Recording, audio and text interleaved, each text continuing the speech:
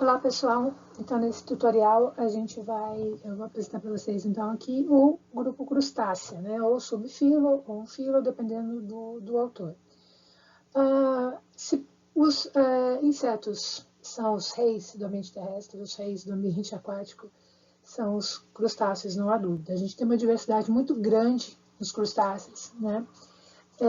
São animais que ocorrem predominantemente no mar, né? 84% deles são marinhos, mas a gente tem um grupo muito importante de água doce, representando 13%, e um pequeno grupo que a gente vai chamar de semi-terrestre, porque ele está no ambiente terrestre, mas a fisiologia dele ainda é mais adaptada para o ambiente aquático, que corresponde a 3%. A gente tem aqui uma variação muito grande de animais que podem variar de animais super alongados para animais arredondados, né? Então a gente tem uma variação aqui nesse balcão do corpo, de animais que são microscópicos, que são chamados de microcrustáceos, animais de tamanhos muito grandes, né? 60 centímetros ou mais, né? Tem alguns caranguejos que chegam a mais de 3 metros de envergadura de uma perna a outra, né? Perna aberta, entre 3,5 metros de envergadura, e mais de 20 quilos, né? Então, são animais muito diversos e que ocupam diferentes hábitos alimentares, né? Então, pode ser alimentar de depósito, podem ser predadores, herbívoros, escavadores, parasitas, planctônicos, né? Então, a gente tem uma variação muito grande. E enquanto nos demais grupos a gente tem um padrão ali na tagmose, aqui o corpo ele pode variar bastante, né? Então, a gente não tem um corpo bem definido. Eu tenho animais que vão ter cabeça, tórax e abdômen, animais que vão ter apenas cabeça e tronco, animais que terão cefalotórax e abdômen, né? Animais que não tem nenhuma dessas divisões, e eu só sei que é um crustáceo porque a fase larval dele ela é compartilhada, né? Uma fase larval chamada de náupilo, né? No primeiro estágio, né, é esse desenho marrom aqui, né? Então ela é nesse formato aqui. Aí conforme vai passando o tempo no desenvolvimento da larva, ela vai assumindo o formato de cada um dos grupos maiores. E aí a gente tem diferentes tipos de larvas, né? Chamada de eucárida, protozoa, zoea, megalopa, cirripede, muito importantes para quem estuda o plâncton, né? Principalmente o plâncton marinho. Uma característica delas é que o celoma ele é reduzido, né, como em todos os artrópodes. A dele se reduz a glândulas maxilares ou antenais, que ficam perto da antena, por isso são chamadas de glândulas antenais, né, uma característica deles. Como eles são predominantemente marinhos, a excreção deles é em amônia, em formato de amônia, e como eles são predominantemente de ambiente marinho, ele tem ali à disposição uma quantidade muito grande de carbonato de cálcio, que permite com que ele faça essa impregnação desse carbonato de cálcio no seu exoesqueleto e tenha, então, essa forma bem rígida, como a gente vê em muitos crustáceos. Nos crustáceos que são muito pequenininhos, as trocas elas vão ser feitas diretamente pelo corpo, pelo processo de difusão, mas naqueles que são maiores, eles vão precisar desenvolver brânquias, né? Porque a quantidade de oxigênio na água é bem menor do que na terra, então eles precisam filtrar uma quantidade grande de água para poder fazer essas trocas gasosas. Então eles vão ter essas brânquias, que podem ser uma estrutura bem grande exposta ou pode ser protegida. E no caso dos que são terrestres, eles têm o que a gente chama de pseudotraqueia. O que significa isso? Eles ainda tiram o oxigênio da água, então eles têm que pegar uma gotinha d'água e eles tiram o oxigênio dessa gotinha d'água. Por isso que eles são animais adaptados, ainda muito dependentes desse ambiente úmido, por isso que eles ocorrem ali nesse ambiente. A forma corporal dele, como eu tinha dito, ele não tem uma forma corporal típica, né, como os demais artrópodes, né? Mas ele tem aqui uma terminologia muito própria deles, né? A terminologia característica deles. Então, a cabeça ela se chama acron, e ela é formada por 5 segmentos. Como que eu sei que ela é formada por 5 segmentos, né, que antes faziam parte do corpo e que foram incorporados à cabeça? Porque ela tem 2 pares de antenas, isso é uma característica de crustáceo. A primeira antena ela é relativa à primeira antena do unirame, de insetos e miriápodos, enquanto que a segunda antena ela é equivalente, ela origina nos queliceratos a quelícera. ela tem um par de mandíbulas, ela tem um par de maxila e ela tem um par de maxilolar, né? Então, primeira antena, segunda antena, mandíbula, maxila, 5 segmentos. Eles têm olhos compostos, assim como os insetos, e no caso de alguns grupos, esses olhos compostos são pedunculados. Não são todos que têm olhos pedunculados, não são todos os crustáceos que têm olhos pedunculados, mas todos os artrópodas que têm olhos pedunculados são crustáceos. O tronco se chama pereon, né? Então ele pode variar muito, né? Então os primitivos tinham segmentos todos iguaizinhos, né? Parecendo um trilho de trem, que acabou ao longo, conforme o bicho vai evoluindo, ele vai utilizando de forma diferente cada um desses segmentos. Então eles podem variar de 2 segmentos apenas a mais até 65, né? Uma variação muito grande. E os apêndices que estão inseridos nesse segmento do corpo chama-se pereópodos, né? E são utilizados para andar. E o abdômen, ele vai chamar pleon, né? Os apêndices pleópodos, né? Os pés do pleon, e vão ter outras funções, como, por exemplo, carregar ovos, se modificar numa estrutura respiratória, ser utilizados para nadar, por exemplo, né?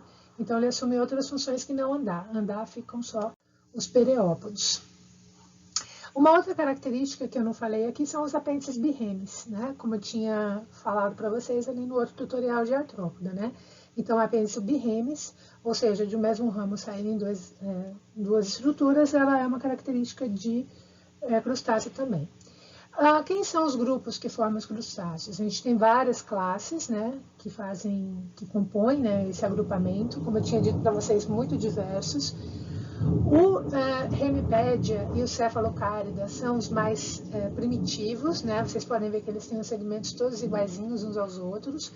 O Hemipédia é uma espécie relativamente nova para a ciência, ela foi descoberta em 81 numa caverna marinha. São animais que são adaptados para o escuro, então só de colocar a lanterna sobre eles, eles já morrem. Eles nadam com essas perninhas para cima, né? Então eles têm com esses corpos com segmentos todos iguaizinhos. Enquanto que o Cefalocárida também é uma espécie nova, foi descoberta recentemente, embora 55 pareça algo distante, mas é recente para a ciência, e é um animal que vive enterrado na areia, né? Então eles também têm os segmentos iguais, eles não têm segmentos, apêndice em todos os segmentos, mas ele tem essa característica aqui de animais primitivos, né?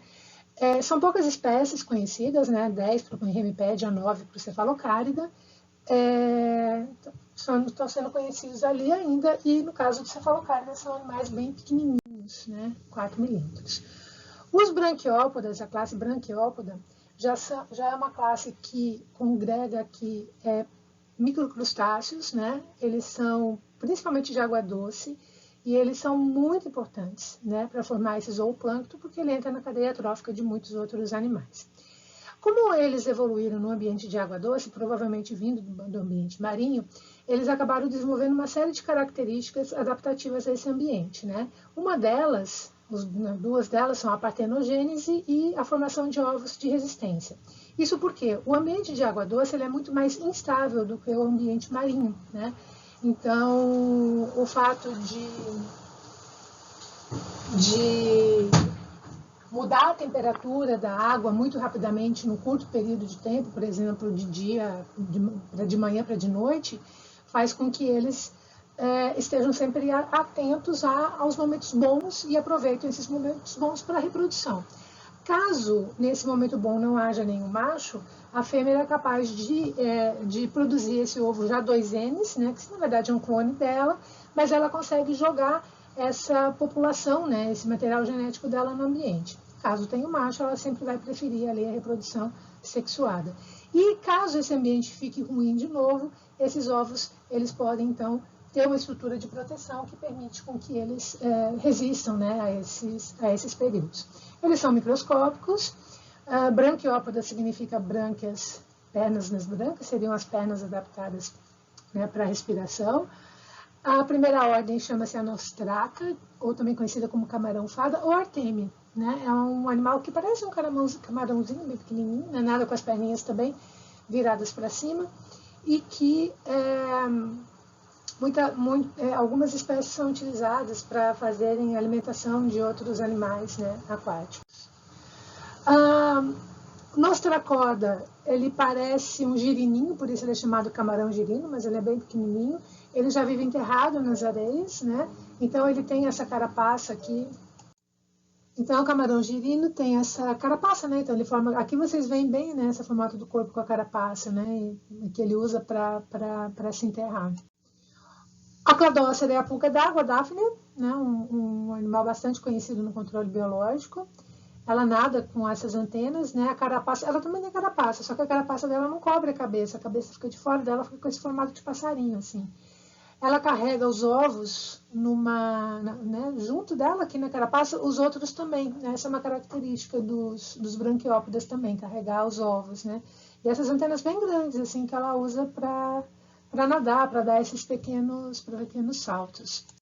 E o último é o Conchóstraca, que a carapaça forma como se fosse uma concha, né? Muito parecida com o bivalve. Ele tem dos dois lados, ele fica todo fechadinho ali dentro, e ele usa as antenas, as perninhas, para poder ajudar ele a ficar flutuando. A gente está falando tudo de animais microscópicos, né? Então são animais que usam bastante a camada d'água. A quarta classe é a Mystacocárida, né? Então são os animais que também usam antenas para locomoção. Aqui a gente tem duas formas corporais aqui, que seria com essa carapaça maior, né, e o animal mais alongadinho, né? Eles têm as mandíbulas e as antenas também bastante longas. O branquiura, ele é parasita, né? Então as antenas dele se transformam nessa estrutura que parece uma ventosinha, que serve para ele ficar fixado no hospedeiro, e o abdômen dele se reduz a basicamente essa estrutura pequenininha aqui, com dois segmentos, né? Porque ele precisa ser mais achatadinho e ser mais arredondadinho mesmo para poder ser parasita. Ele é um ectoparasita, então necessariamente ele não precisa ficar o tempo todo em cima do hospedeiro, ele consegue dar pequenos nados. O copépoda é um grupo também desses pequenos microcrustáceos, é um dos mais importantes, os maiores, né, que fazem parte desse plâncton, tanto de água doce quanto de água salgada, também podem ser parasitas. E eles também carregam os ovos, só que ele não carrega os ovos na carapaça, mas assim, anexado aqui ao corpo dele, né? Ele tem essas antenas bem longas, que também servem para eles nadarem, são animais microscópicos, e é muito comum, assim, a gente encontrar um copépoda e ele está carregando as bolsas de ovos junto com eles. Cirripédia é um crustáceo muito atípico, vamos dizer assim, né? Porque eles são sésseis, a gente tem dois grupos, as cracas e as lepas, né? A craca, ela fica deitadinha numa estrutura bem calcificada, que vai formar tem uma aparência de um vulcãozinho, ela fica a vida dela inteira deitada aqui. Então, quando a maré baixa ou ela se protege, ela consegue fechar essa cápsula inteira, inclusive ela é bem afiada aqui nas extremidades, pode cortar. Mas quando está tudo tranquilo, ela vai expor aqui as antenas, as pernas, que vão servir como uma estrutura filtradora, né? Então ela vai ficar bem no substrato, né? Fixa no substrato consolidado. A lepa, ela já fica penduradinha, como se fosse um cacho, né? Como se fosse um cacho. Ela tem esse tubo, né? Muscular, mas o bichinho fica todo também fechado dentro da carapaça. Então a carapaça protege ele inteiro, e assim como as cracas, eles também são filtradores. O ostracoda também compõe esse grupo de microcrustácea, né? Ele tem poucos milímetros, e também vai ter uma carapaça que fecha o corpo dele inteiro. Ele já é chamado camarão mexilhão ou camarão semente, e assim como o Conchóstraca, ele também nada utilizando as antenas, o movimento das perninhas, e carrega seus ovos junto com eles. A última classe é a maior, e na verdade também é aquela que a gente conhece mais, que são chamados de Malacostraca, né? Então aqui a gente vai ter siri, caranguejo, lagosta, camarão, né? São os animais maiores, mais complexos que a gente conhece, mas também tem muitos outros que não são tão conhecidos assim. Eles podem ter ou não carapaça, eles têm um par de olho composto. A grande característica dele é o tórax ser formado por 8 segmentos e o abdômen por 6 segmentos mais o telso, né? Então, isso é uma característica que une todos eles em Malacostraca. O Filocárida, é a primeira subclasse. São os mais primitivos, eles são comprimidos lateralmente, né? Então são achatadinhos lateralmente. Ele não tem urópodo, que é a modificação do apêndice prunado, mas ele tem 8 segmentos abdominais. A segunda subclasse é o Proclárida ou Stamatopoda. Elas são predadores, eles são animais incríveis. Eles têm o abdômen bem flexível, eles fazem tocas onde ele fica com o corpo dobradinho. E para poder caçar, já que eles são predadores e eles não são tão ágeis em termos de movimentação, ele faz um movimento muito rápido com os apêndices anteriores. Esse movimento ele é tão rápido que ele é equivalente a um projétil de uma arma. E é justamente esse movimento rápido que faz com que a presa fique atordoada e ele consiga se aproximar e predar ela. São muito coloridos, né? Animais que vivem em corais, bem interessante. Terceira subclasse e quarta subclasse eles são animais mais raros. É o Sincárida e o Pancárida. Os Sincáridas são intersticiais, né? Então vivem nas piscininhas formadas ali entre os grãos de areia. São animais muito pequenininhos, de água doce, e ele não tem carapaça nenhuma. E o Pancárida já são intersticiais também de água doce, só que eles são os que são de cavernas inclusive são cegos. A classe Peracárida tem um grupo muito importante, que são o dos semiterrestres. Eles também ocorrem no ambiente de água doce, de marinho, mas ocorrem também na terra. São dois grupos, o isópoda e o anfípoda. O isópoda, a gente conhece ele como tatuzinho de jardim, né? Então, ele pode ter o corpo todo endurecido e formar aquela bolinha, ou podem ser mais assim, mais molinhos. O isópoda, ele vai ser achatado de cima para baixo, e o anfípoda, ele vai ser achatado lateralmente. Ambos ocorrem nesse ambiente de terra úmido, lembrando que eles ainda dependem da água para poder respirar, né? E como eles têm já uma adaptação para o ambiente terrestre, ele não tem apêndices birremes, né? Os apêndices deles são unirremes. Aí dentro aqui a gente tem vários grupos aqui mais raros, né? Nisidácea, Spalaeogeográfica, Cumácea, Tanidácea, né? Que são animais de cavernas, né? Animais mais raros. A última subclasse é a mais importante, é a chamada de Eucárida, né, que seriam os verdadeiros, verdadeiros. Tem carapaça bem desenvolvida, tem os olhos pedunculados, tem os segmentos torácicos fundidos, formando esses estágmas maiores, né, que vai ser incorporado ao cefalotórax, né, e são esses os mais conhecidos por nós mesmos.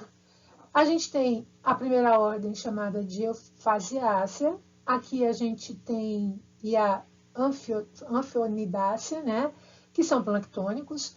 No caso da Euphasiácea, a gente tem o crio, né, que são muito importantes, porque acabam compondo a cadeia alimentar das baleias, né, os grandes vertebrados. E a grande característica dele é que a branca dele não é fechada. E, por fim, a gente tem os decápodas. Decápoda significa 10 pés, e é aqui que a gente encontra os crustáceos mais conhecidos, né? Então, ele vai ter os 3 maxilípedes, que eram apêndices do tórax, e acabam ficando meio ali no apêndice que era o abdominal, acabam ficando no tórax, ali junto com o cefalotórax, né? E tem 5 pares de pernas, por isso que é chamado de decápoda, né? 10 pés. Aqui eles podem ter ou o corpo bem alongado, que aqui a gente tem os camarões, os lagostins, as lagostas, né? O abdômen ele é bem alongado e bem desenvolvido. E a gente tem os siris e os caranguejos, que tem o abdômen bem pequenininho. E o abdômen ele é dobrado para frente, então ele tem essa aparência do corpo bem circular, né? Então, o corpo é mais largo do que longo, enquanto que os outros, o corpo é mais longo do que largo. Eles são os que estão lá no topo da evolução dos crustáceos. Então, aqui, para a gente fechar, vamos pegar aqui as características, então, de crustácea, né? Então, lembrando, ele não vai ter uma forma corporal típica, né? Então, a gente não pode usar essa característica que a gente usa para outros grupos de artrópoda. Mas eles têm uma cabeça, as características da cabeça são muito definidas. Eles têm 2 pares de antenas, ele tem um par de mandíbula, um par de maxila e um par de maxílula. Mandíbula, maxila, maxílula, os insetos e os miliápodes também têm. Só que a origem, o nome é o mesmo, a função é a mesma, mas a origem embriológica ela não é a mesma. Tanto que essas estruturas bucais do crustáceo, ela possui articulações, ela possui estruturas acessórias, né, a mandíbula no caso, o que não acontece ali nos unirrames. Tá? Ele tem apêndices abdominais, né, isso é uma característica que só eles têm, e eles têm apêndice birremes. Né? Então, lembrando que o apêndice birreme é como a gente vê aqui na imagem. Então, ele vem ali de uma base e saem 2 ramos, birreme. Né? Então, ele tem tanto apêndices uniremes, né, principalmente o do pleon deles, os pleópodos, e os birremes. Isso é uma característica de crustácea, né? No ambiente terrestre, não é funcional ter o apêndice birreme. E a larva náupero, né? Então, isso também é uma característica aqui compartilhada entre todos aqui do grupo.